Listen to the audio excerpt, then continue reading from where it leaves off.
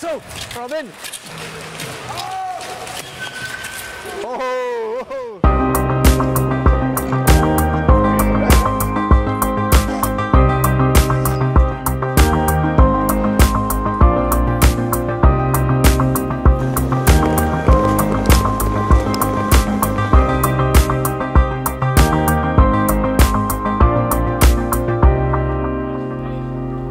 Betreffend Robin krijgt als tweeën verlien eerst op de Ljouter ijsbaan. Dit keer in de nieuwe Alversterrenhal. Mijn broeken Brian en mem Sandra.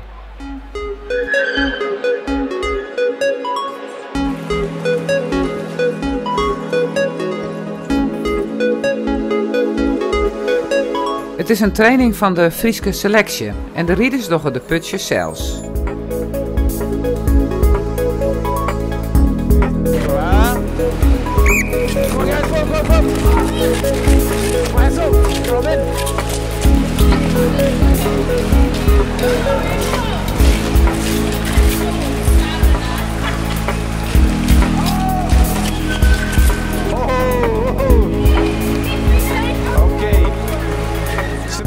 Eens hier Robin het hier al graag in Jong Oranje zitten wonen.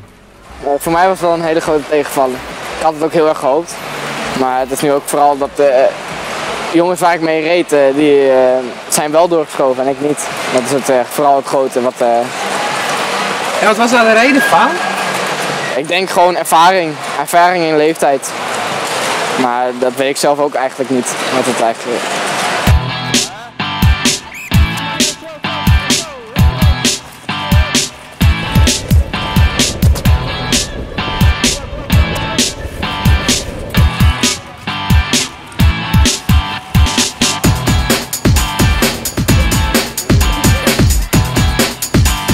Het gaat er zo nou en dan vol mij in de training.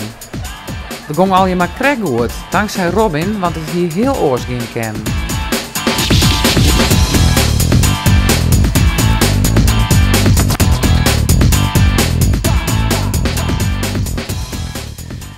Als we bij Robin thuis in Stiers binnen, zien we zijn jongste broer Noah ook al aan het rijden sliepje. Hij is krekt als Robin en Brian aan het shorttrekken. Hij hem die het er maar ook mee. Ondertussen wel, ja. Noah zit nu ook in het begin van de shorttrack. Maar Brian die zit nu bij mij in het gewest. Dus die gaat ook al heel erg goed. Die gaat ook al naar de starklasses. En die is er ook al volop mee bezig. Hebben jullie wat concurrentie onderling? Of, Ja, soms wel, ja. Ook al zitten we nog niet zo heel erg dichtbij. Omdat ik eerder ben begonnen en toch wel wat meer ervaring heb. Maar er is wel concurrentie, ja. Deze keer willen we ook wel een keer een wedstrijd maken. In november gaan we dan ook naar Utrecht, want daar is de KNSB Cup. Dat is Kai Huisman. Hier binnen punten te verdienen voor deelname aan het Nederlands kampioenschap. Robin het nummer 23 op de helm. Bij de KNSB Cup liet hij de 1500 meter.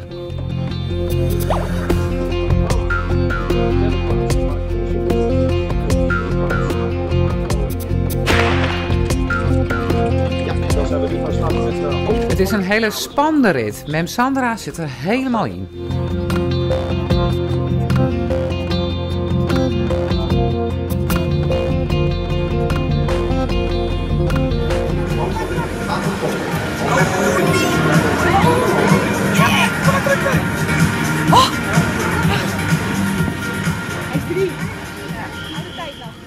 Een tweede plak in de hele finale. Robin riet hier in de A-klasse en dat is de hoogste divisie van Nederland. Ja, het ging heel goed, ja. Ik was zeker niet kansloos in vergelijking tot de vorige keer. Toen kon ik er niet eens meekomen, dus ik ben al blij dat het zo is gegaan en dat ik mee kon vechten. Robin riet dus met nummer 23. En je riet nummer 24. Ze heeft zijn speciale aandacht, want het is van Evelyn Aartoom, zijn vriendinne. Ze is ook een topriedster, maar het joert geen topdie. Ze komt correct waarom uit Calgary en heeft nog last van een jetlag. Als we een week later weer in Stiers binnen, zullen we een paar nieuwe redens op tafel lezen. Helemaal custom made naar de voet van Robin. Dit is mijn oude schoen, ja. Je kunt wel zien dat de opening sowieso al breder is. En de schoen zelf is ook al breder en langer. Ja, en dit is helemaal hard, hè? Ja. Dat is hier... Dat is het daar niet zo. Nee.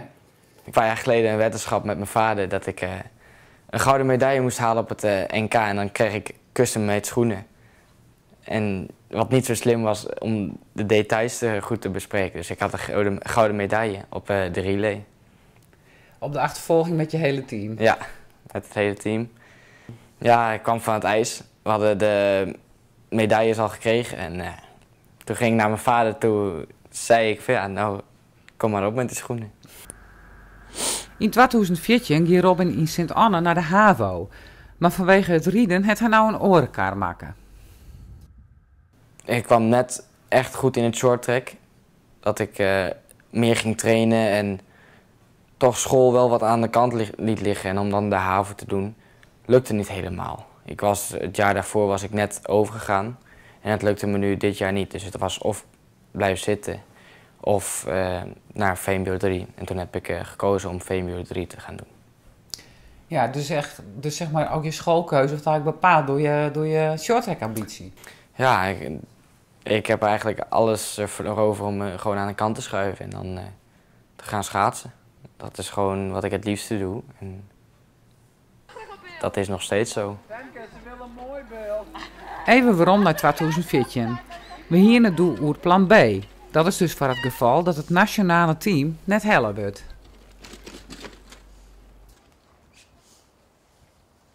Ik vind het heel erg leuk om met mijn handen te werken en met techniek en computers en zo. Dus ik denk dat ik de mechatronica, de elektrische techniek in wil gaan. En daar later ook een baan in vinden? Ja. Ja, toen had ik het over techniek. Daar is het eerst wel bij gebleven. Tot vorig jaar. Toen kwam ik in aanraking met fysiotherapie en vond ik dat toch wel heel erg interessant. En heb ik ook een paar keer meegelopen en wil ik de fysio-richting op. Dat je gewoon mensen kan helpen om hun leven makkelijker te maken. Dat je ze niet... want ik hielp een man met evenwichtsproblemen. En dan zie je dan later hoe ze vooruit gaan in het evenwicht. En dat is gewoon, vind ik, mooi om te zien. Dat ze makkelijker overweg kunnen met hun lichaam. Binnenkant 108. Dit hier wil Robin in elk geval het NK hellen. En wat is dan het doel voor 2018? Met het shorttrack hoop ik dat ik er nog sta. En dat ik ook echt in de top meedoe. Voor de top 3 klasseringen met NK en op de starklas ook. En met school wil ik dan, denk ik, eindexamen doen op de HAVO. En misschien wel er al mee klaar zijn.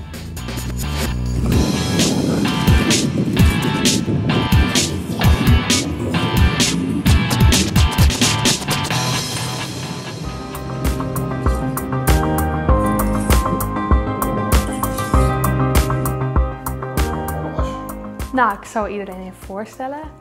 Dit is mijn moeder, Petra. Hallo. En dat is mijn oma.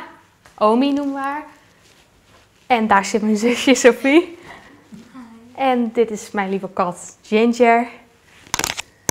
En daar loopt Pip de hond.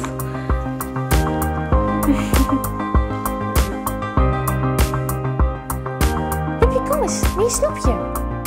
Wie snoep je? Kom maar. Oh, dat is eng. Pip en Ginger binden nog. We treffen Eva lekker alleenig thuis. Maar haar mem en zuske is ze een paar stritten verderop verhuizen. In 2014, tijdens de eerste opnames, wie ze ziek. Er waren een hele soort klachten zonder duidelijke oorzaak. Ook de dokters konden er net achter komen wat er nou aan de hand was. Daarom is ze opgenomen in een speciaal programma van revalidatiecentrum Lindenstein in Beeldsersweg. Ik heb therapie gehad waarop ik elke dag ging zij met me oefenen hoe ik de trap op moest lopen, heen en weer. Want zelfs dat kon ik niet meer. En lift kon ik al bijna niet meer. Dus dat was allemaal heel heftig. Want er werd daar echt geholpen aan je fysieke klachten. Maar ook de dingen die gebeurd zijn in je leven en al die klachten en ziekte heeft ook een heleboel gedaan bij je mentale gedeelte. Dus daar werd ook heel veel therapie voor gegeven en groepstherapie. Want ik zat met allemaal mensen die ook klachten hadden, waar geen verklaring voor gevonden kon worden en die hulp nodig hadden. Dus ja, dat waren een groepje mensen waar je samen mee, zeg maar, werkte naar één doel. En nou ja, dat was weer kunnen normaal leven. Nou, normaal wel beperkt, maar gewoon weer terug kunnen komen zoals het een beetje hoort. En ik had niet echt het gevoel, voordat ik de mensen ontmoet had in het revalidatiecentrum, dat iemand mij begreep. Niemand. Ook de dokters in het ziekenhuis niet, die snapten het gewoon niet. Want het was heel moeilijk voor me. En dat had ik toen ook al, dat ik het heel lastig vond dat mensen me altijd vragen, ja, maar voel je nu beter? Kom je nu wel weer op school? Wanneer kom je weer volledig naar school? Want ik wist daar de antwoorden niet op. En ik wou het allemaal heel graag, maar dat kon gewoon niet. Ik heb het echt geprobeerd, maar het kon gewoon niet. En ik voelde ook niet heel erg veel steun van de vrienden die ik op dat moment had. En daar kan ik ze ook niet schuldig voor benoemen, zeg maar. Want ze snapten het niet. Ze hebben nooit zoiets meegemaakt. Maar het is heel moeilijk om op zo'n manier anders te zijn dan de rest op dat moment. Terwijl je het zo graag wil. Doei. Het doel van die 3 maanden was vooral inderdaad het weer opnieuw kunnen functioneren. Niet meer zoeken naar antwoorden, maar gewoon kijken hoe je hebt het. Hoe ga je ermee om en wat ga je nu doen om verder te kunnen gaan met je leven. En dat ging door grenzen stellen, hoe je moet uitleggen aan mensen wat er aan de hand is.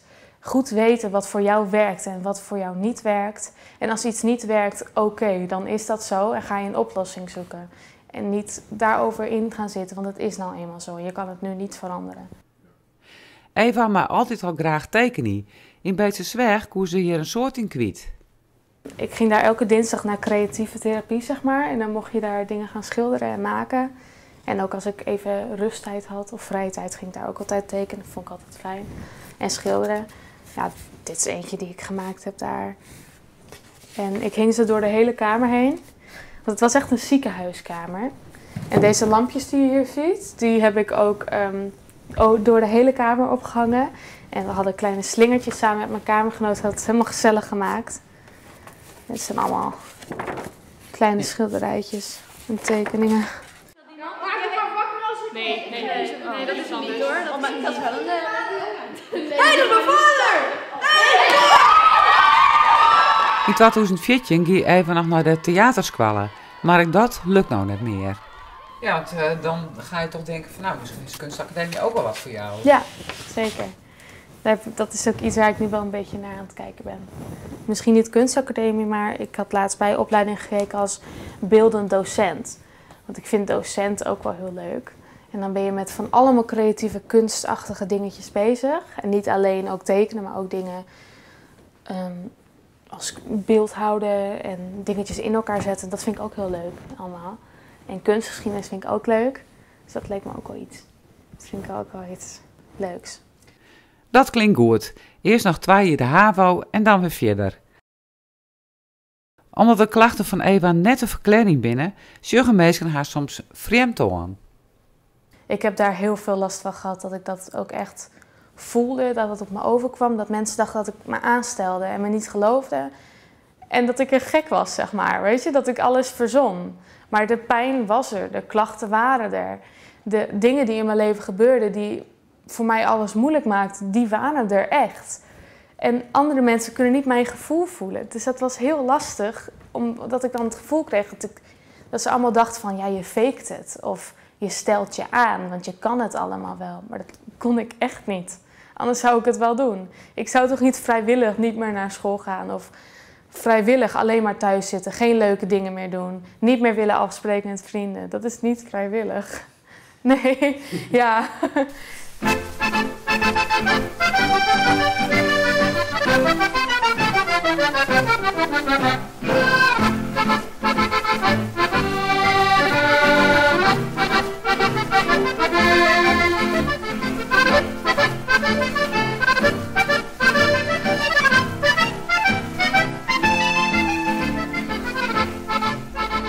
We gaan even naar de peppen van Eva, of Omi, zoals ze toch de familie neemt wordt.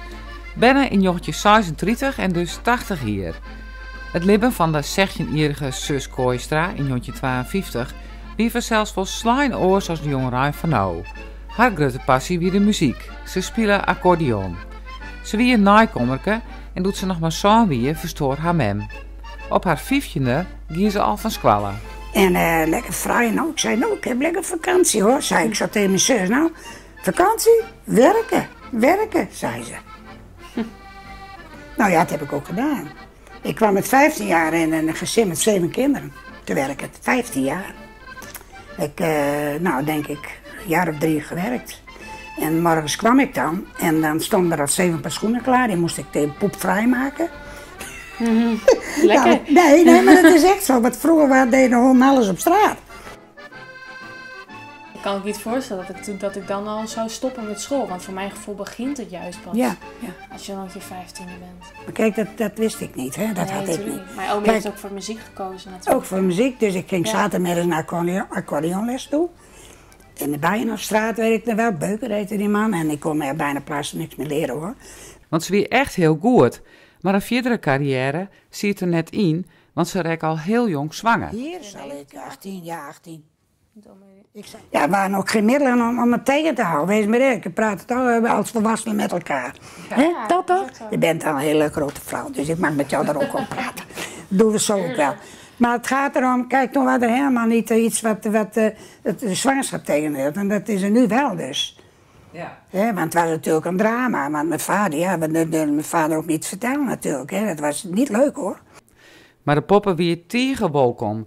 In totaal kregen ze 4 baan. En er volgen nog een lang huwelijk. Welke meid? Oh, laat die ook even zien. Dan kan je ook even zien hoe hecht dat we zijn, hè? Maar die moet aan de muur. Geleden, maar dat is heel grappig. Ach, wat leuk. Dan moet, die moet ook weer hangen, want die hing daarop. Oh ja, en Pip doet speciaal voor Omi nog haar keusje.